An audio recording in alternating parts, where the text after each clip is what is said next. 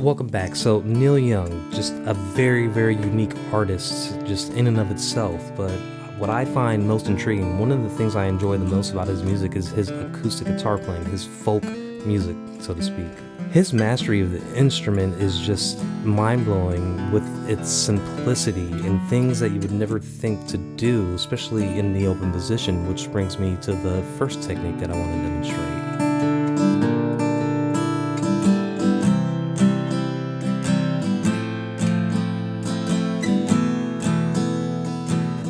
And nothing demonstrates that better than the song Needle and the Damage Done. Now, when you're right up here in the open position of the guitar, a lot of people just know their cowboy chords and that's it, but take a song like that when you have things like a D and variations of a C and a variation of an E and you turn it into something this unique.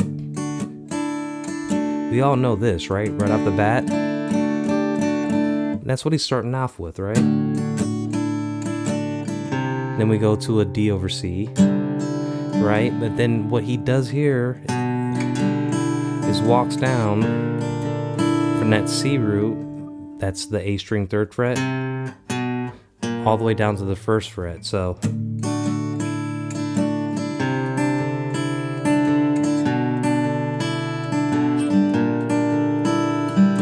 then right back to the C. And this is the most epic walk down in acoustic guitar history, for my money at least.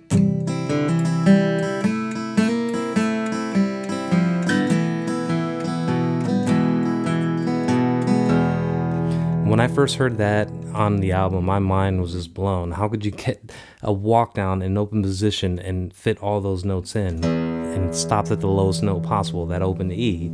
But what he's doing is that little hammer on the C, the middle finger on the 2nd fret of the D string, and then down to the G string, pinky on the 3rd fret of the G string, then that walk down ensues.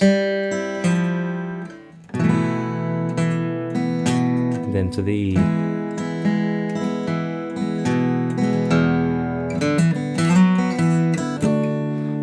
It's so amazing what you could do even just in this little confined space. And take something like that, just a basic walk down, for example, and it's just an example of how you could use something like that.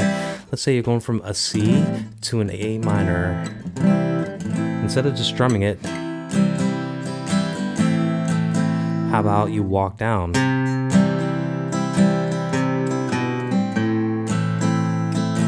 Or walk up to the C. It's just a different way of approaching these open chords that you could fit in pretty easily if you just think about it a little bit and try to employ this technique. And that segues in perfect to the next topic, which is still in this open position, but it's using a lot of hammer-ons to your advantage. And the perfect song to demonstrate that is Tell Me Why.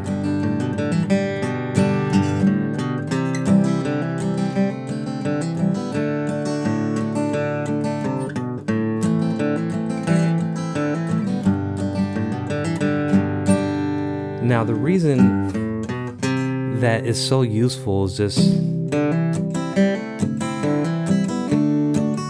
it just adds so much dynamic. So in this little, kind of starting off with a C run, instead of just going from a C to the D in this song, for example, we're doing a lot of hammer-ons.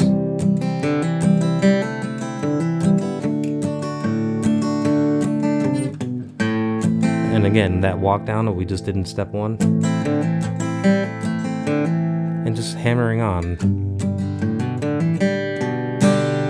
And on a little G run, something like that. Hammer-ons are so effective and so useful and add so much dynamics to your playing that I think it's something worth taking note of. The next technique I want to do is kind of more of a bluegrassy or country or folky type of rhythm pattern. And the perfect song to demonstrate that is Comes a Time.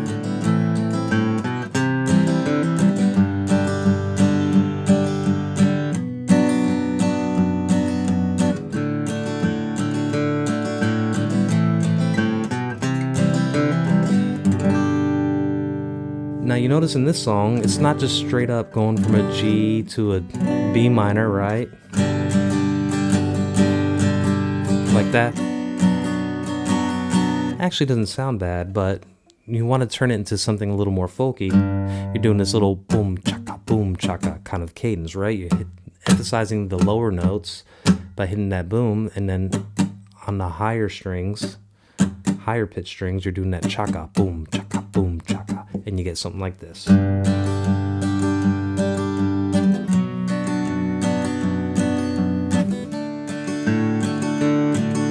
And notice here I'm bouncing between the D and the A strings.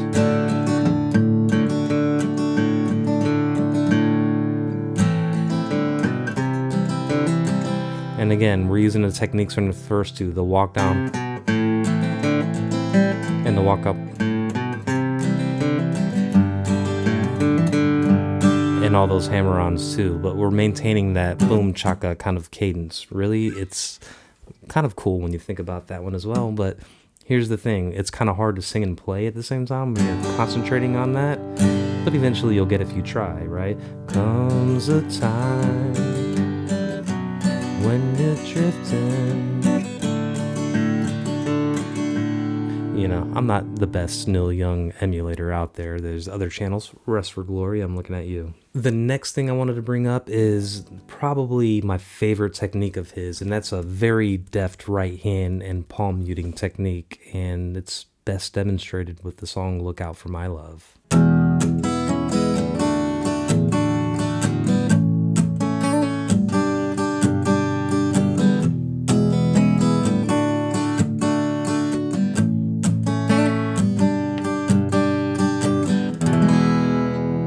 Now, there's one thing to be said about Neil Young's strumming patterns. We just went over the boom chaka country type of sound, but really, outside of that, he does a lot of just straight up and down, and he doesn't stop. He's almost relentless when he plays like this, almost straight up and down with a lot of his stuff. And there's reasons behind that. Some say it's because of a pinched nerve in his back or something here or there, but either way, it results in a good sound, and it resulted in him really using his right hand to kind of mute everything here. And this song, Look Out for My Love, it goes from an E to a D to an A to a G, right? Just listen to this, for example. I'm going to do that without the palm muting, and then I'm going to show you with the palm muting and see if you can tell the difference.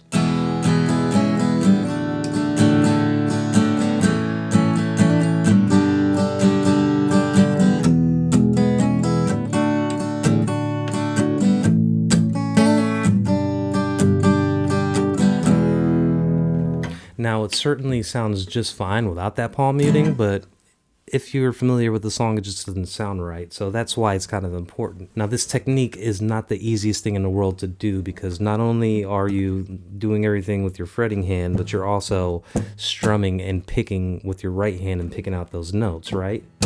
So here's how I would like to kind of start this. So you're going to use the meat of your hand here and just practice right there. You don't even need to put your hand on it. See if you can get that kind of sound, right?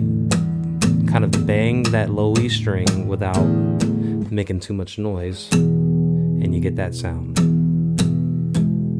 right? And then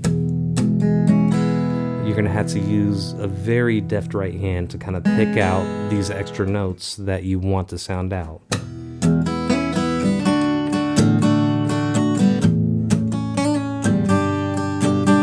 Kind of an extreme example here, but you get the point. It requires a lot of work with combining your pick and the palm of your hand while you're strumming.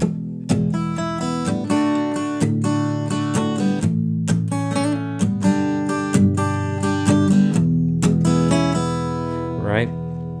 So I would say practice that, to start off practicing it just like that. And I know I have another video that I went over this exact technique, but I think it's worth noting, because if you can get that down, you could change the dynamics of pretty much any sound of any song on acoustic guitar. So it's worth kind of investing into. Before I end things on the last technique, I just wanted to throw this out there. I do have a Patreon. You could find all the tabs, charts, and diagrams from my previous videos available there for free. All you have to do is be a free member. Patreon is a wonderful way to support the channel, but if you're not interested in doing that, I do have Sweetwater affiliate links. They're in the description. So if you click one of those links before making a purchase, small percentage goes my way, and that's always a wonderful way to help out the channel. Finally, if you like what you're seeing here, find anything useful, just subscribe and like. Also a great way to support the channel. But let's go on to the last topic that we have here, and it starts with the song Powderfinger.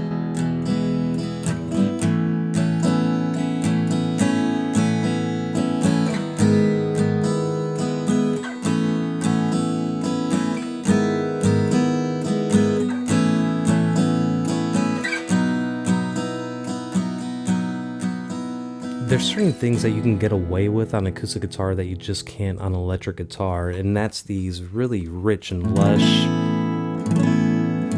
chord sounds with an open B and E string in them, right? So right here we have, for example, an A, but instead of just doing a full bar chord, we are going to put our thumb over the top and fret that root note, 5th fret of the E string, and leave these two open B and E strings.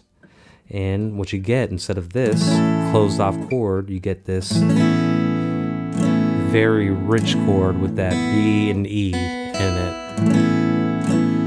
And then if you want to go to a G sharp minor, translates there the same way, right? Here's the G sharp minor bar chord, wrap around, but instead of having that G sharp, we're doing the minor. So we're putting our index finger on the G string 4th fret,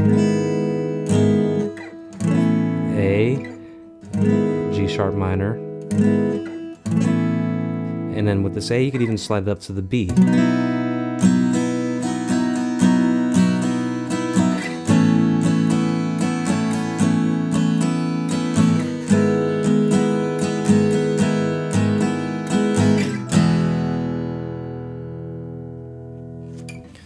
Just food for thought. And that's all I have for you today. If you find any of this helpful, like I said before, like and subscribe is the best thing you could do. Leave comments. That's also great. So with that said, I will see you next week, and I hope you have a wonderful day. Thanks.